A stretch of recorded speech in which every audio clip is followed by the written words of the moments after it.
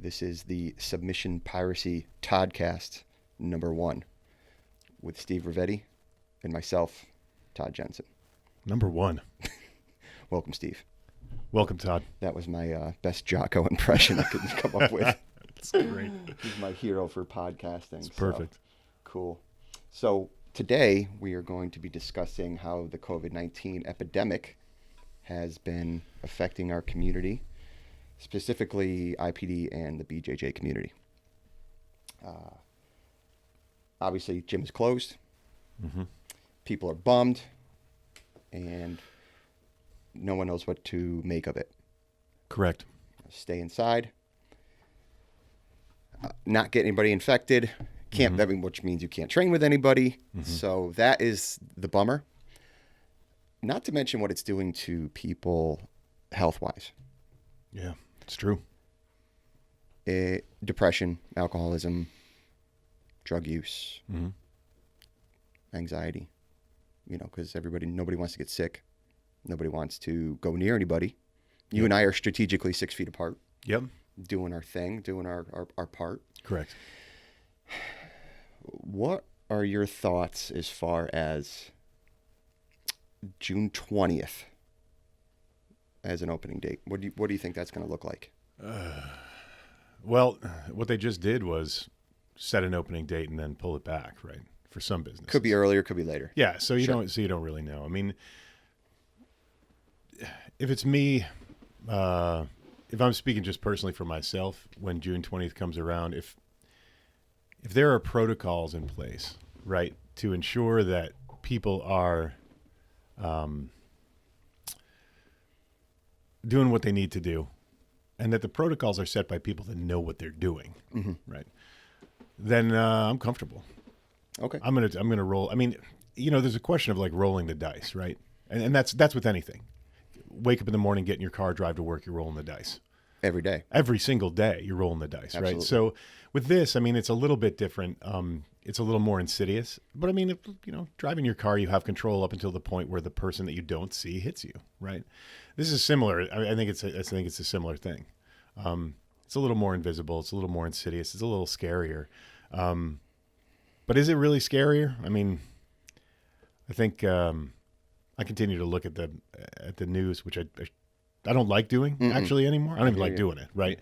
Because there's so much out there that's just, I really feel like is kind of orchestrated and just designed to just scare the shit out of you even more. Sensationalize it, sure. Oh yeah, absolutely. I mean, you see it all the time, and you see it everywhere. It's everywhere. But again, like to get to that question, I mean, when you talk about, I mean, I see it, I hear it. Our people, right? Just IPD in particular. Everybody's saying the same thing. As far as I'm concerned, they're just like, I'm so done with this. I just want to roll. Just get they back. They just want to roll. Yeah. And so, there's got to be, it's interesting to that point too. I just read something where there was a study that was done on more closed spaces or like gyms that did workouts where there was a lot of people in the room and they were doing like heavy duty workouts, like you're doing mountain climbers and whatever, burpees and whatever, and everybody's close to each other. They said the infection rate was way higher. Oh, because they're in close quarters. Because they're in close quarters. Makes And sense. there's more like aerosol, more droplets, that kind of thing, right? Makes sense. But at the same time, those people that were there, that if they knew what was going on, they knew that they were rolling the dice, right?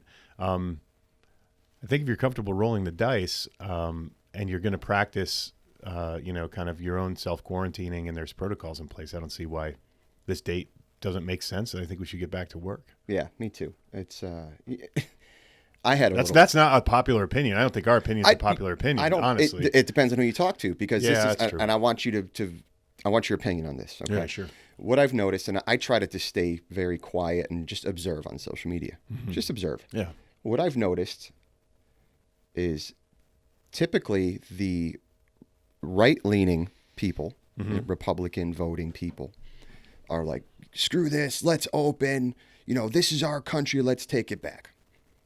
On the other side, the left side, more, and this is just an observation, just from my limited pool of Facebook people that I know to be more of the left leaning. They're like, no, we need to stay home, we need to quarantine, and we need to listen to our government. So Just my observation. Yeah, sure. I don't really know what to make of that. And I also think there's people like you and I that are kind of the moderates that are like right down the middle. Yep. That are trying kind of like, I understand what the government's doing, Mm-hmm. but I also miss my civil liberties and my freedoms. That's true. So I think you can be both. You can be right down the middle and say, hey, I understand what government's doing. It's for the greater good. They have an aerial view of the situation. They have more information than you, me, and everybody else. And, they're doing what they're supposed to. You can also look at it the other way and say, when did liberty die? Yeah, sure. When did I become, a member of a different country? Mm-hmm. So yeah, it's these games that people play in their heads. They're like, oh, I see what they're doing, and then they're like, oh, I hate this. So it becomes a little bit difficult in that manner. But I think we're into the home stretch here. If we're going to be doing a June 20th opening for IPD. I hope it sticks that way, but people are going to be pumped. People are going to be so here's the deal, right? Like, I agree with you. People are going to be pumped. There's also people that are not going to show up.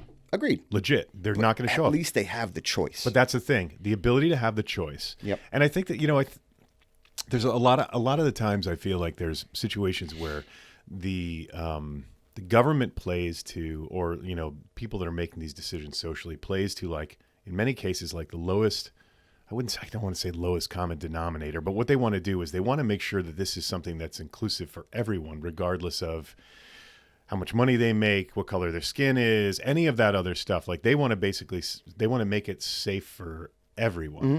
Right now, it isn't safe for everyone. Even when you look at like the statistics that are out there, that are legitimate statistics out there about how this is impacting different communities related to race and income level. It's just data. The data's there's there. No, you can totally, there don't have to be any politics involved, right? I think that there's that people do want to. I think the government in particular wants to make this decision in a way that it's everyone. There are going to be people that are going to just not practice what they need to practice. They're going to go and roll, and then they're going to go out and do a bunch of other things that they shouldn't be doing. Mm-hmm. So again, protocols in place, understanding that like we can do this thing, but there are going to be some other rules that we need to follow. Mm-hmm. And I don't think that's out of the question, right? The problem is when those rules become kind of crazy. Like there's like barber shops, right? They're like, oh, we have to have 6 feet or however many feet of distance between chairs and whatever. Some guys have really tiny shops where they pack the barbers in and whatever. Now, what are these guys going to do?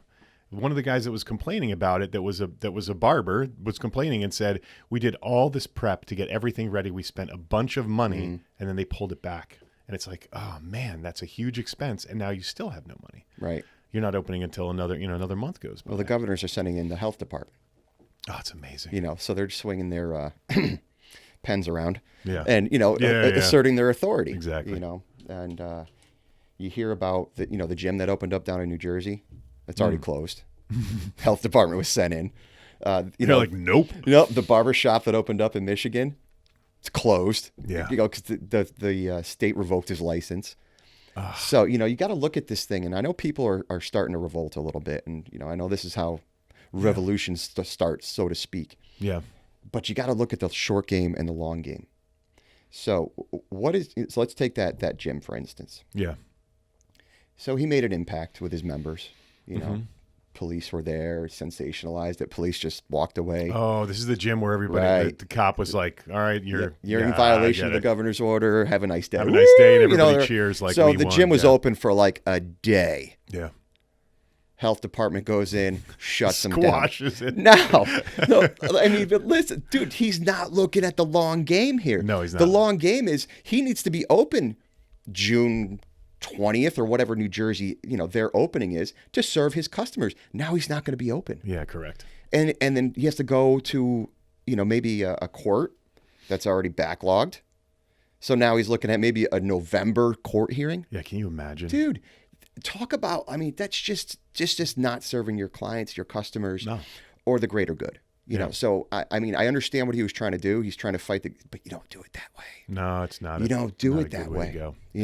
They got more. I mean, that's the thing. Like we've talked about this, they got more guns, man. That's what it comes down to. That's it. Sorry, that's what it comes down to. Yeah. When nobody's listening, the governor's going to call the people with guns. Yeah. And that's it. And they have more of them, and they're unified, and they have radios. You know, unless the people start forming a militia that's going to fight the police, that's not going to happen. That's a nightmare. No. So they just have more guns than you, and that's just what it comes down to. I think that there's a piece of this where I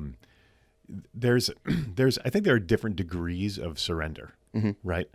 And I think that in a lot of cases, people are surrendering to the fact that they have to stay indoors for a certain amount of time, and they're surrendering to the fact they can't go and train. And then there are things that people really are not comfortable surrendering, their rights. But you're in this really weird space where like there's some things that you have to really do, and there's other things that you're being told that you have to do, but you may not completely agree with those things. Right. And you may have data that will back up your argument, but you're still stuck being forced to surrender to these things. And surrendering to stuff definitely provides a level of peace, right? You can be like, okay, it's okay. Yep. I don't have to clog the rest of my day and fill it up with this buffer space, being frustrated about the fact that like, I'm refusing to surrender X, Y, and Z, and I'm so pissed off about it, or filled with anxiety or whatever. The threat is out there, but you got to, be okay with surrender, but don't sacrifice your rights. I guess I don't know. No. I don't know if I'm putting it in a way that makes sense. It does. It makes sense. It's just it comes down to you got to look at the aerial view, the overall picture of what's going on, and not just what's affecting you. Yeah, exactly. Because we're all in our own little bubbles, and we only see a fraction of what's going on. And the governor's getting these reports day in, day out, and I think he's doing what he has to do on that information. I don't want that job. No, who would? Especially in this state.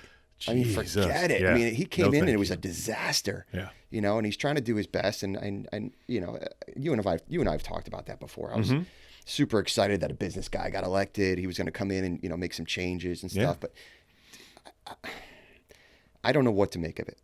He's got a 32% approval rating right now. Everybody's getting. I mean, anybody that's in politics right now, because of what's going on, is just they've been handed a large KFC bucket full of dog shit. Yeah. And just, just no matter what you do, your hands are going to get dirty. You're going to stink. People are going to complain about it. Like, that's it. Because it's either way. Either way. If he does nothing and he's like, oh yeah, I'm not taking your rights away. I'm protecting your rights. Probably 3 times more people die. Sure. And then if he does too much, people are like, well, this is clear overreach. Yeah. And there are certain aspects of this that are overreaches. It's taking people's right to choose away. You see, and I'm on this town email, so I get a bunch of emails from the chief of the fire department, and he sends out pretty much daily the executive orders from His Honorable Ned Lamont. Yeah. Okay. It's frustrating. It's like, okay, so how many more, executive orders do you need to issue? I don't, exactly. And again, I'm no politician. I don't know what the protocols of this thing is, but, it just seems like he can do whatever he wants. And, and it's a little bit scary in that respect. It's weird that like each individual state, and I get it, each individual state, due to geography, population, all the demographics, like they kind of have their own way of handling this, and they're going about it in different states' rights, and they ways. should. Yeah, absolutely. I think the confusing part of it is that there are people that are looking at other states and going, well, why are they opening and they can do these things and we can't, right? And I don't think there's enough out there that's in clear, plain speak to explain the differences and why these decisions are being made. I think, they're asking you to surrender to something that maybe you kind of got to spend a little more time thinking about. Yeah. Exactly. And you're forced to, forced to move in a weird direction. I look at this and it seems like, we were friends with some doctors and some people in the medical field. Yeah. It seems like it's targeting boomers. continue to, I So to speak. just read another one this morning about an infection rate. Oh, it was the church thing where there was some church. It's great that I don't have anything in front of me to even talk to it. Just have to take my word for it. Yeah, I'll it's just okay. paraphrase the article. But they just said, yeah, like there were infections, the infections rates, and there were hospitalizations, and there were deaths. And they're like, all the deaths were 65 plus. It It's seems okay. like, And it might have even been like 3 or 4 or whatever. But the infection rates were older folks yeah. with, I'm assuming, potentially, again, conditions that. But here's the deal. Okay. We get, and this is what you and I have talked about a bunch. I talked to other people about it too, is we get these general stories that are like the general news stories. Mm-hmm. Then we get the special feature. And the special feature is the one where the 28-year-old Olympic athlete with no health issues and blah, blah, blah, blah, blah, gets sick, gets put on a ventilator, dies. Right. And it's like a complete, it's like the weirdest, it's like getting hit by lightning almost, as far as I see it, right? Yet we get that, and we get the long form story that puts us in this position of like having, fucking heart palpitations because when we watch it. Exactly. The news loves it. And it's like, it's a question of like, are they doing that? Because how many ads did they serve on their website, for you to get there and read this article? Yeah. It's like, they're definitely playing it up. And I mean, I feel, look, news in particular, man, those guys are taking a beating. I mean, even like the New York Times, like everything is paywalled now. Like you go to the site and you flip it on your phone and it goes, oh, you've read your 4 articles this month. If you want to read more news, there you go. Pay me $10 a month or something. And it's like, whatever happened to, I mean, like I used to share newspapers back in the day. I'd be like, I'm done with this. And someone would give you the newspaper. Can I have the sports section? Yeah. This is a different time now. Not to get too much off subject here, but I mean, newspapers are antiquated. Mm-hmm. You know what I mean? They're just going to go away. Yeah. And they're going to have to change their market or their business model. Yeah. To fit the new dynamic. Yeah, they're struggling to figure it out. I mean, when you have access, when I can click one button on my phone and get all the news in one place. Yeah. I can tell my house to turn my lights on and play any type of music I could even ever imagine. Sure. I can just tell my house that. It's 2 pretty seconds awesome. later, it's on. I mean, it's great. It's it's the blessing curse kind of thing. Mm-hmm. But I'm sure your parents probably say the same thing to you. Why are you always on your phone? Why are you? Yeah. You got your whole generation. Is and I say it to my kids, looking down, and you're looking at your phone. And I say to my parents, I said, listen, take 1950s vintage pictures from Woolworths. Where they're sitting at. Everybody's got a big newspaper in front of their face. Exactly. So what's the difference? It's just that our newspaper updates every second. Yeah. So it's like, so my parents kind of understood it. Yeah. At that point, it's like, what if I told you in the 1950s that you could take your newspaper and it's going to update in front of you every second? Yeah. And then show you what your friends are doing. Man. And then your friends can call you on it. It's amazing. It's crazy. And the way that, the thing that's in, again, like I talk a lot about like kind of weird, insidious things, but like the thing that's interesting about the way that we consume information now, it's way different than Woolworths. Oh yeah, like in the 50s, for right? Sure. So your attention span, like you would read a full article back then. With the quick, you probably would, right? Now it's, I mean, as a designer and a web developer and stuff that I do, right, on a daily basis, it's constantly hammered into everybody. Well, the viewer on your page only is going to look at this page for 2 to 3 seconds max before they move on. Wow. If there's not something there, I mean, of course, 2 to 3 seconds, we can move that around, right? Some people will say 5, some people, it depends on what it is, but typically people really have very, very limited attention spans because you can gather a ton of information in a very short amount of time. Think about how fast you go to Google. First page results is what you want. If you're not there, just move on. Forget it. You're done. Yeah, I mean, search for something on Google, and what do? Typically, you'll go past the ads and then go to the first result. It makes sense. It's always on the first page. So we're in that first page, high speed, low drag, digestible chunks of information. The problem is the digestible chunks of information don't give us all the information. They give us only the pieces and parts. And that's what, again, if we want to do like a full callback to what we were talking about, that's what it comes down to. What we're getting really lightweight chunks of information that are giving us our day-to-day. And then we're getting long stories about the tragic shit that happens that is out of the ordinary that's related to this. And that's what I think, that's one of the things that's making people so scared. Yeah. Because, it's the very few, Yeah. so that's the frustration. So, you had made a comment before about, this virus is targeting a certain population. Yeah. So my son says the other day, and this is not, he called it the boomer remover. Oh, Jesus. I was like, dude, that's terrible. But then I'm thinking, I'm like, remember there was this conspiracy a while ago and they were saying, oh, this thing is designed to blah, blah, blah, blah, conspiracy, right? But isn't it funny that the number one most taxed, meaning like struggling social program our government has is Medicare? Yeah, it's amazing. And isn't it funny that this mainly attacks the older people? Yeah. So just throwing it out there. Like, just interesting, It's a boomer flu. Just interesting. So anyway. It's crazy. I mean, the thing is, like, I saw this guy that was complaining and talking about this idea of like, and he was pretty much totally filled with venom, but his thing was like, let's stop being nice to boomers. So he's like, just stop being nice to them. Why? The people that brought us into the world? Well, exactly. And I was just like, and he's like, this is the thing. And they're complaining and they're taking up all this space. And I'm like, what? Dude, we can't, like, regardless of who this targets, right? Just be empathetic as much as you can. Because you're going to be old someday too. Exactly. And it's like, you see, like, there's a lot of times when, like, I'll talk to the kids and it'll be like, get off your phones or whatever. And, I kind of have this like, oh, I feel for this generation because they're screwed. And I guarantee you, man, that every generation has said that about every other generation. Mm-hmm. We have our specific things that are ingrained that we grew up with that help form us and turn us into who we are.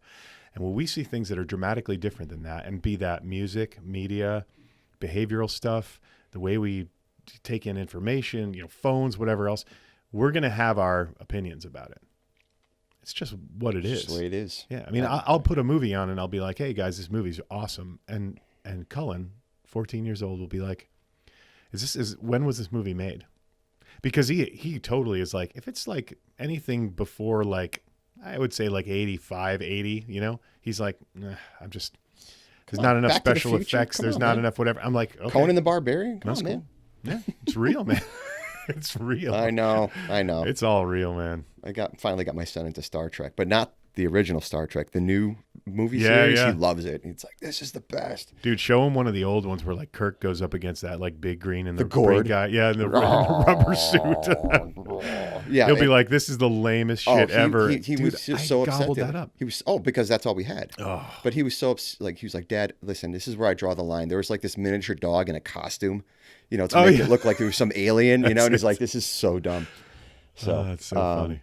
Anyway, wanted to get back on track here. Yeah. So what we're going to be doing moving forward, as IPD, our community, this might look a little different than what we're used to. Mm-hmm. There might be more stand-up. Mm-hmm. Might be more weapons work. Mm-hmm. Might be some more, kickboxing and pad work, things like that. Mm-hmm. We're going to do whatever we can. Yeah. We're going to do whatever we can. And you are right. There's going to be some people that are just like, yeah, not ready yet. Or there's going to be some people that are like, I have parents at home that are just, they're at risk. And I just can't see, putting them at risk. You can't judge anybody but you for making have the the decision. choice. Yeah, have the choice. And that's the thing. I mean, so that makes total sense. And honestly, that's what's happening right now with like people, even in our community. Like people are making specific choices because of, in many cases, like who they live with. Mm-hmm. And there are cases of, they're like, I'm going to go get an apartment because I want to actually change the way that I live now moving forward. But I know that if I do, that roll of the dice could put my parents at risk. I'm going to go get an apartment for the next few months or something, or go live somewhere else, or go live with whoever else. Right. Yep. That's a way to, I don't know, not everybody has that ability. Right. But if you do, and you want to get back to what you want to be doing, then you can. Sure. Yeah. But I think sometimes, and this, I'm just speaking for me right now because I can't speak for everybody else. But through my life, when changes are supposed to be made and you don't take action, sometimes life does it for you. Oh yeah, totally. You know what I mean? Totally like, agree. so sometimes life will just do it for you and say, this is what you're supposed to be doing right now. And you're not. So I'm going to make the choice, Yeah. or force you down that road. So I'm hoping this thing works out for everybody. I'm hoping that, whatever positive we can pull out of this is implemented. There's, my wife brought up the other day, she's like, you would have never started this podcast if this disease didn't, come into our culture. Yeah, sure. I was like, you're right. And she's like, you wouldn't, be doing this, that, and the other, and you wouldn't be working on, other skills and, learning Adobe Suite products and, Photoshop and Premiere Pro and things like that, with the stuff that it's like, to you, it's like, second nature. Me, it's a foreign language. Yeah, totally. No idea. But I find it interesting. It's going to give me an additional skill set. Yep. And I'm not just going to sit here and do nothing. It's going to be amazing what you will and we will be able to do with it. And and that's the thing. I'm doing the same thing. This has forced me to change the way that I do things. I mean, like I said, I walked in here with this giant bag of stuff. I'm like, it took me 6 hours to go through all my photography equipment. Right. Like, it took me forever. I had 12 years worth of random cables that I had to go through, and it was, I'm not kidding you, like 2 of those bins, those whatever you call them, bins, the plastic fucking dude, it was like 2 bins full of stuff, and I just sat there and listened to music and did my thing and kind of zenned out and got it done. But at the same time, like, it forces you to, for me at least, I can't sit and do nothing. It's just not in my DNA. Right. I just cannot do it. So I'm going to go for runs. I'm going to work out. I'm going to learn something new, which is another thing that I've been doing. I mean, I've always been wanting to learn new things and keep up with the stuff that I do for my profession. But at the same time, I'm also just like drawing more. Like, I painted. Like 3 or 4 days ago, I got watercolors out and paper and painted. And it wasn't any good. I was going to say, how'd that come out? But hey, you never know. Yeah, it looked like finger painting, and I was using brushes. But at the same time, like, you get it is an opportunity. We are not in a situation where we can't find the good and can't find the opportunity in this. You have to, because if you don't, I mean, if you just shrink and become small, like, it's just, and have this viewpoint that, why is this happening to me? And this is unfair. And it's all, guess what? Control what you can control. Yeah, exactly. That's it. And your self-development, self-improvement is something you can control. Yeah. And that's what people need to really just think about. And typically, really, in reality, you're the only person that can control that. Damn right. You're the only person. Right. You are in charge of you. Nobody else is. No, but it's a mindset that often people don't think about. They're just, they want to either point the finger or just not accept the fact that things are out of their control, and it is. Yeah. So guess what? Go back to what you can control, refocus. Yeah. And then just start there, and your mindset is going to be so much better. Yeah. And you're going to come out of this thing with some sort of skill set, or, a new way of doing things. Yeah. Instead of the old way of thinking versus the new way of thinking for you. Yeah. So, that's what I'm trying to take out of this, and I hope other people do too. I had the concern. I think that's great. I mean, I agree. I had the concern early on about.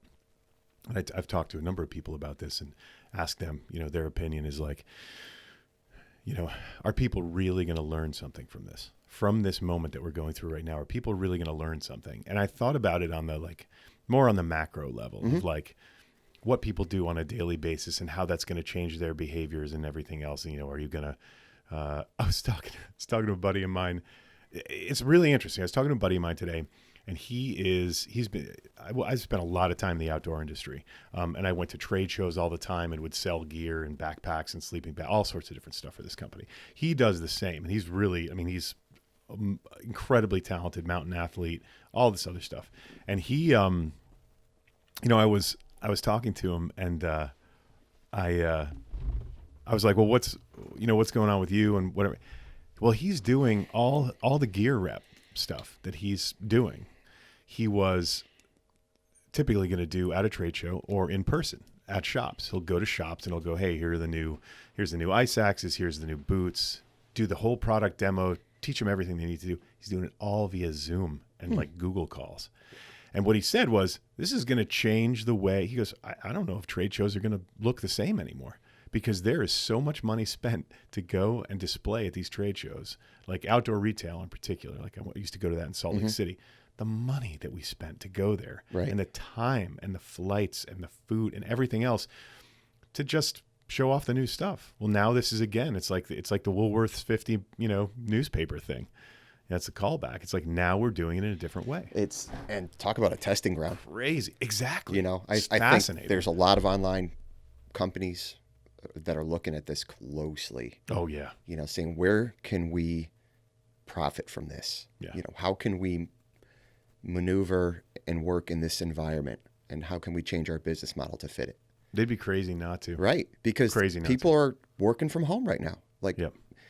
My brother, who works for, an aerospace company, he has always been required to go into the office, and yet he's accomplishing his job from home. Isn't that crazy? It's that. like, So now companies are going to be looking at this going, okay, I just saved an X amount of dollars on rental space. Yeah. By putting, but this is not a new concept. No, it's not. You know who's been doing this for a long time now? Insurance companies. Oh yeah, exactly. Insurance companies have people working from home all the time. Mm-hmm. They call, they have a makeshift call center that routes the calls to your cell phone or your home landline, and they're working from home. So it's not a new concept. Yeah. However, I don't think it was tested in this capacity among or across all different types of work. Yeah. So that's the interesting part of this.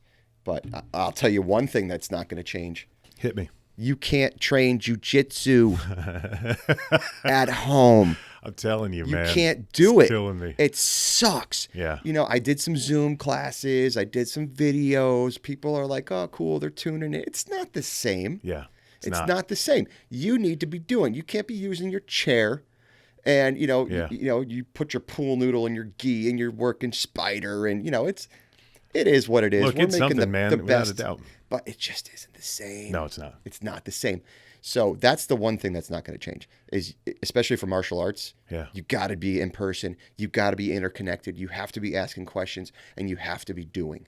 Yeah, absolutely. That's just the way it is. You have to. I mean, that's like active learning, active listening. And being involved. And it's a question of like the thing that's, that you get out of jiu-jitsu when you're training is that every single person that you train with is different. They have a different body shape. They have different strength. The best. They have different size. Everything else, like all of those different pieces. That's what makes you better at jiu-jitsu. Mm-hmm. One of the big things, for me at least, has made me better at jiu-jitsu is training with a lot of different people. You have to. Big, small, short, tall, and that changes. Your game gets better. You have to. Without a doubt. Oh yeah, dude. You go from one roll and you get smashed. Yeah. And then you go to somebody else and you're like, "Ooh, I had a good round." Yeah, exactly. So, and the lesson's not. And we talk about this often. The lesson's not in the win. No. It's not in the win. Even though it makes you feel good to win. Yeah. It makes you feel good that you had a good roll. But you're never going to get any better until that one person comes in and just wrecks your game. Yeah. Just destroys your jiu-jitsu game. And you're like, first you take a self-assessment. Yeah. What the F just happened? Exactly. Second, you say, okay, let's address that because that's what's going to make you better. Yeah, you get shut down. I mean, you try something and you get it with 3-4 different people that you roll with, and you try the fifth and you get smashed every time you try it. You're like, now I'm learning. Yeah. Now I'm learning. So, like that's a huge part of the game. Months and months ago when, the world was open. You remember that? Yeah, that's great. I would roll around with Ginger Mike. Yeah. So some of you know Ginger Mike, some of you don't, but he's a 17-year-old man boy phenom. Alien. Who is Martian. Labeled the Martian. His wrists move in different directions and, he can twist his spine in certain directions. You can't toe hold him. You can get the occasional heel hook. You can armbar him and choke him, but you can't wrist lock him. You can't get a toe. Yeah, no, you can get a heel hook. You can't get a toe hold. You can't get an Americana. You can't get a Kimura. No. Because his arm bends in certain different directions. And by the way, if it goes past a certain point, I quit because I'm going to throw it in my mouth. Yeah. It's insane. So, so a person like that makes you better. Oh, yeah. Because you can only use a certain amount of skills to win that match. Yep. You know, so you, me, and everybody else, you know, you can heel hook me, you can wrist lock me, you can Kimura me, America. Doesn't matter. You can get anything on me. That kid completely changes the game. Yep. Totally. So, you know, but that's the guy you want showing up to the gym. Yeah. Because he's heavy, he's strong, he's tall, he's young, he's faster than you. Yep. And you can only get a certain amount of things on him, you know. So Yeah. I tell him all the time, I'm like, dude, I'm scared of you. Leave me alone. Yeah. I'm scared, but I still want to roll with him. Oh, yeah, dude. God, man. Yeah, that's the guy. You know, that's the guy Yeah. you want showing up. So, you know, that's why he has his own rash guard. That's it. It's true. The Martian at ipdct.com/shop. Yeah, buy it today. You know, so. You won't regret it. No. So I want to thank you man. for coming in and doing this with me and kind of Totally. just, you know, schooling me on some of this equipment and how this works. But I think this is going to be a powerful tool for our community. Yeah, totally. Getting to know each other, Yeah. talking about different things. We're going to get a few extra mics and headsets, and Yeah, we're it'd be going to good. have some fun. Yeah, no doubt. We're going to have some fun. You know, this is good for everybody. Absolutely. So this was sponsored by our IPD people. Yeah. Okay. They've been amazing through this whole thing. Let's just say that. And, you know, this is for them. Yeah. This was funded by them, and this is for them. This is the family. That's it. So I want to thank our sponsors, IPD Jiujitsu, Right. Phantom Workshops. I think I'm rocking my T-shirt. I'm rocking Super Dry, but look at that. Phantom Workshops. That's beautiful. Get your face coverings at phantomworkshops.com. There you go. So with that being said, this has been 36 minutes and 20-something seconds. Yeah. So I think this is a good submission piracy Toddcast. Yeah, it's good. Number 1. So we'll get this out to the troops, and appreciate your time today. Yeah. Cool, man. Okay. Thank Peace. you. Bye. Later.